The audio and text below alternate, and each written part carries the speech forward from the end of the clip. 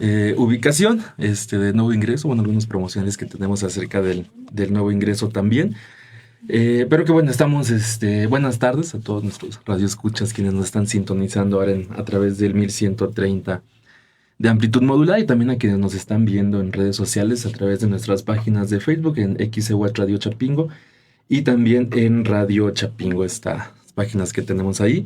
Es un gusto estar en este programa que semanalmente tenemos en coordinación con el Departamento de Publicaciones, que se llama Campo de Lectores. Es donde estamos pues presentando esta producción que hay del personal académico, trabajadores, estudiantes del Departamento de Publicaciones. Y hoy tenemos a dos invitados, a la doctora María del Rocío Aybar Vargas y al doctor Mario Sánchez Silva. Bienvenidos a este espacio universitario de Radio Chapingo. Muchas gracias. Muchas gracias por la invitación. Sí, no, a ustedes que aceptaron también estar en este programa. Y el día de hoy vamos a hablar acerca de una publicación que tenemos que se llama Teoría de los impuestos para el sector agropecuario. Es esta última edición, este último tiraje que el Departamento de Publicaciones ha hecho esta publicación y que pues es bastante interesante. Yo creo que muy de interés para el sector agrícola, pero yo creo que cualquiera que tenga conocimiento o le interese, no solamente que tenga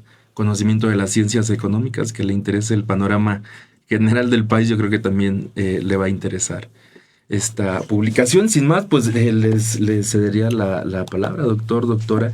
Empecemos por platicar cómo surge este libro, de dónde viene, cuál fue el proceso, digamos, para tenerlo aquí recién salidito de la imprenta. Bueno, surge de la necesidad de explicar la importancia de los impuestos para el sector agrícola, porque normalmente pensamos que no debe de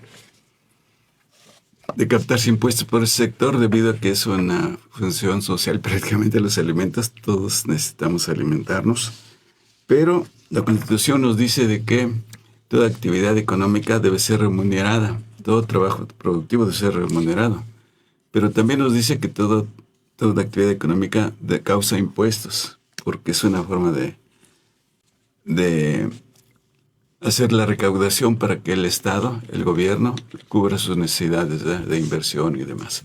Porque si nosotros exigimos que haya apoyos al campo, pues ¿de dónde van a ser los recursos? No es del mismo sector. Entonces aquí planteamos esto, ¿verdad? Y la idea surge porque se supone que había que dar claridad al asunto, ¿verdad? A los impuestos, había que dar claridad a los agricultores, a los campesinos y a la sociedad en general, de que esto no es nada nuevo, de que viene desde la época de los aztecas y que la civilización de los aztecas se desarrolló gracias a la captación de impuestos. Y si ellos pudieron sortear, por ejemplo, una inundación que duró 3 años, es decir, de 1498 a 1501, se inundó todo, era todo el Valle de Texcoco, todo el Gran Tenochtitlan, y fueron capaces de sortear ese problema gracias a que había recaudado anticipadamente todos los impuestos que sirvieron para aliviar las necesidades de hambre en la época. De manera que todo tiene su función y de manera que su justificación. Claro, doctora. Pues yo vi nacer la idea aquí y no tuve el gusto en esa época cuando nació la idea del libro, no tenía el gusto de conocer al doctor hasta posteriormente, pero el doctor Marcos Portillo, que en paz descanse. Claro, sí. Me decía y me iba y me preguntaba, oiga, maestra, en aquel tiempo tenía una maestría en impuestos, ¿cómo se calcula esto y cómo podemos hacer esto y cómo podemos hacer aquello? Y yo pues viendo su inquietud de que quería hacer un libro, mi preocupación era, y de manera pues ingenua, digamos, le manifestaba, oiga doctor, pues es que la tierra debe de tener un valor. La tierra no tiene un valor reconocido oficialmente conforme lo que rinde, ¿no? Pero además hay que considerar el desgaste de la tierra. La tierra no es la misma calidad inicial en un proceso, un ciclo productivo después de varios años, ¿no? Entonces, Claro. en la rotación de cultivos vemos cómo se agotan la calidad de la tierra. Entonces le decía, y eso no está reconocido. Yo lo revisaba en las normas contables y no estaba reconocido, ¿no? En los impuestos no estaba reconocido. Y era mi inquietud, y decía, y por otra parte, pues el valor del agua tampoco Claro. estaba reconocido. ¿Y cómo podemos hacer para darle el reconocimiento del valor de esos dos recursos naturales que se agotan y que ya no vamos a volver a ver, ¿no? Con la misma calidad? Entonces, con todas esas charlas y a veces intercambiábamos inquietudes, pues nace que, y con la sabiduría aquí del doctor, la sabiduría del doctor Portillo, pues nace un guión para los temas del libro. Solito se fue forjando de manera natural, atendiendo a estas inquietudes. Claro, también es importante mencionar que uno de los autores también de este libro pues es el doctor Marcos Portillo, que pues lamentablemente ya no se encuentra con nosotros, pero pues es, bueno, catedrático de la universidad en su época en la División de Ciencias Económico-Administrativas, y pues a mi colaborador en este documento, en este trabajo que Claro. tenemos. Y quisiera referirme un poco a lo que decía doctor acerca de los impuestos y de la gran Tenochtitlan, el imperio mexica, que a uno cuando escucha impuestos se espanta siempre, ¿no? O bueno, particularmente, Suena feo. particularmente yo digo que es causa terror hablar de impuestos, y eso es la misma palabra, y impone, ¿no?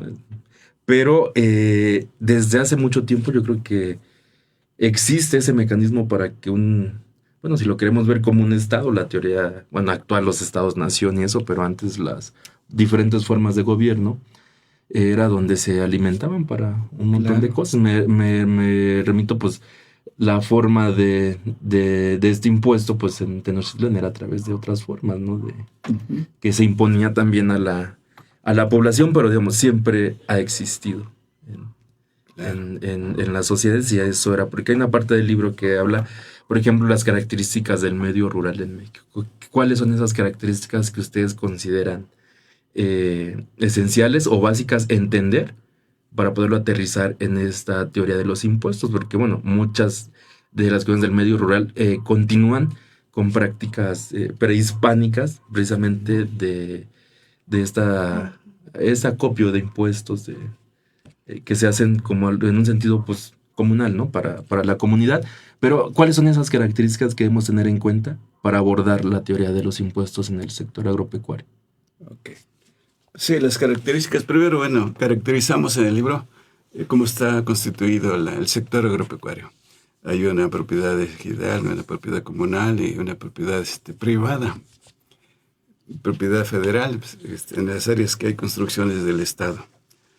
Pero desde tiempos inmemoriales se dice que el sector, sobre todo comunal, no debemos cobrarles impuestos. El sector ejidal tampoco, ¿verdad?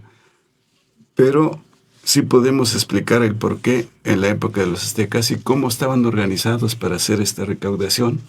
La recaudación se hacía en especie, ¿verdad? Y además, o con trabajo también comunitario, digamos, lo que le llaman en otras civilizaciones el tequio. Pero aquí, bueno, yo vivo en Milpa Alta, una zona rural. Desde muy chico yo me aprendí a hacer trabajo comunitario, pero ahí le llevamos un trabajo solidario, digamos. Es decir, para mejorar los caminos, las escuelas, etcétera. Y un trabajo que finalmente era parecido al tequio, ¿verdad? Pero nosotros decíamos faenas comunales, comunitarias.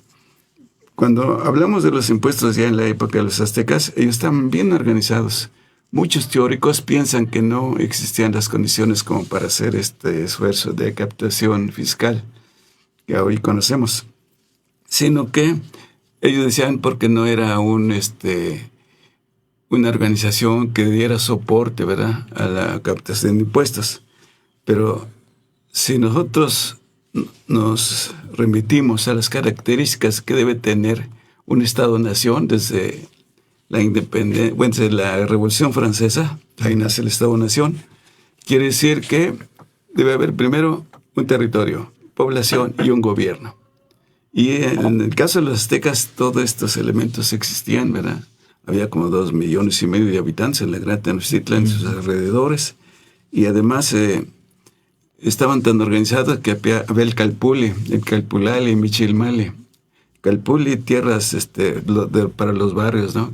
Calpulali, tierras para sostener el ejército. Y Michilmali para sostener al sacerdocio. Y entonces en el libro planteamos de que había una organización, la clase dirigente, ¿verdad? Había los que enseñaban a los niños en el Calmecac, que era la escuela, y en ese mismo Calmecac también había otros que enseñaban a los llamados teopixques. Teo quiere decir Dios, pixques quiere decir el que enseña, la enseñanza de las ideas del Dios. Al final había también los pochecas, que son los que cargaban las mercancías para los mercados, ¿verdad? Los tianguis, ahí en Tlatelolco. Y había también otros que llevaban la historia del pueblo, que se llamaban los tlacuilos. Tlacuilos por medio de glifos, llevaban la historia de los pueblos, ¿verdad? Pero hacían códices, así llamados códices. Y es por eso que conocemos actualmente la organización social que tenían, ¿verdad? Y la clase dirigente, los sacerdotes, los militares, los que hacían la guerra. Y algo importante, los que hacían la recaudación de los impuestos. Estos eran el Calpiscayotl, es decir, el güey Calpiscayotl, la sede estaba en un pueblo aquí cercano en Xochimilco que se llama Santa Cruz Calpisca. En Santa Cruz Calpisca hasta ahora tiene ese nombre. Quiere decir lugar donde guardan las canoas, lugar donde están los que cuidan las canoas. ¿Y por qué razón? Porque ahí muy cerca estaba lo que hoy conocemos como la aduana, en el pueblo de San Gregorio Atlapulco, ¿verdad? Bajaban desde Chalco, venían las mercancías, ahí pasaban la aduana, registraban y ya los dejaban pasar, y venían también con sus burritos desde Milpalta, y otra vez ahí los embarcaban para los canales de Santa Anita, hasta llegar a la que conocemos como la Merced o la Lóndiga o o Jamaica. Quiere decir que toda esta organización social dio soporte a la recaudación de impuestos y ayudó a fortalecer toda esta civilización y ayudó a su florecimiento. Y es por eso que cuando ellos eran pueblos conquistadores, eran pueblos aguerridos, guerreros, cuando sometían a otros pueblos, pues de inmediato los hacían tributarios, ¿no?, del Imperio Azteca. Pero gracias a eso, repito, se pudo sortear los problemas de inundaciones, porque se calcula que hubo 3 años de inundación constante, ¿verdad? Y hasta que el rey Nezahualcóyotl diseñó la forma de sacar el agua de la Gran Tenochtitlan y volvió a la normalidad. Y para todas las obras se necesitaban recursos también. Exacto, ¿no? Sí. Me gustaría también platicar, bueno, en el libro se habla, por ejemplo, de diferentes épocas y regímenes tributarios que hay. ¿Cuáles son los cambios más significativos, digamos, por ejemplo, de una etapa a otra? Estamos muy acostumbrados, creo que histórica y socialmente, a dividir las etapas en la prehispánica, la conquista, independencia, reforma, revolución. Como que somos muy a quedarnos en esos grandes periodos, pero en esa demarcación que ustedes mencionan acá en el libro, ¿cuáles son las principales diferencias de esas épocas y cómo ha ido evolucionando esta carga tributaria que había o que existía y que ustedes plantean en el libro se debe de tener en cuenta y considerar para el sector agropecuario de nuestro país? Pues precisamente esta inercia prehispánica del aporte de tributos que fueron bien utilizados para solventar problemáticas sociales de las comunidades.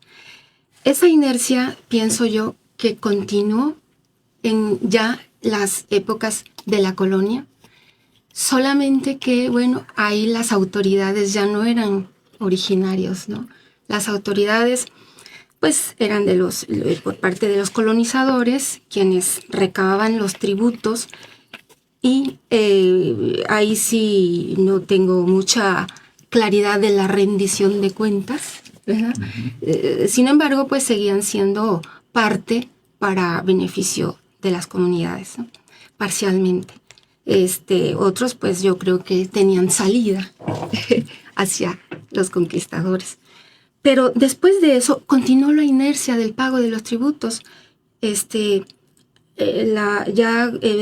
de la reforma agraria, sincronizadamente con la política fiscal que en aquel entonces considero que sí había, el pago del impuesto era primeramente hasta antes de 1989 era con base en una cuota fija, ¿no? También se daba valor a las propiedades, tenían una cuota con base en las propiedades, con base en la producción, y se redondeaban en cuotas fijas con ciertos rangos y se pagaban los impuestos. Hasta ahí la agricultura tenía florecimiento, prosperidad. No olvido que también había un contexto que es la Revolución Verde, ¿no? Pues la alta producción permitía, la prosperidad de la agricultura permitía el pago de los impuestos sin mucha rebelión, sin mucho reproche, ¿no? al uso de ellos. Pero después de eso, con la llegada, con el cambio, pues con la modificación constitucional al artículo 27, con la apertura de muchas instituciones que se encargaban de la justicia del campo, de la justicia del quehacer en la agricultura. Se crearon inclusive instituciones financieras, a mi parecer, un engrosamiento de la burocracia, que tiene un alto costo. Pero no así un crecimiento en la política fiscal o una buena planeación en la política fiscal, sino se ciñó a una promoción de exenciones, de decir como una política popular para condonar o para reducir la carga fiscal hacia los productores. A mi parecer, otra vez, siento que no era la estrategia de la aplicación de una carga fiscal con una buena recaudación y una buena aplicación. Pero estas exenciones, pues permitieron o abrieron la puerta a que grandes empresas, si tuvieran una actividad, digamos, escondida tras la actividad del sector agrícola, que resultaba exento de impuestos, pero ellos llevaban procesamiento industrial, que sí amerita impuestos. Entonces podríamos dividir las épocas hasta antes de la reforma fiscal de 1989, donde una cuota fija, después de 1989 a 1904, con una diferenciación, después para 2004, perdón. 2004. Y hasta antes de 2013, pues no era política fiscal, sino era un régimen de facilidades administrativas, lo que llamamos régimen simplificado, ¿no? Y después del 2014 a 2022,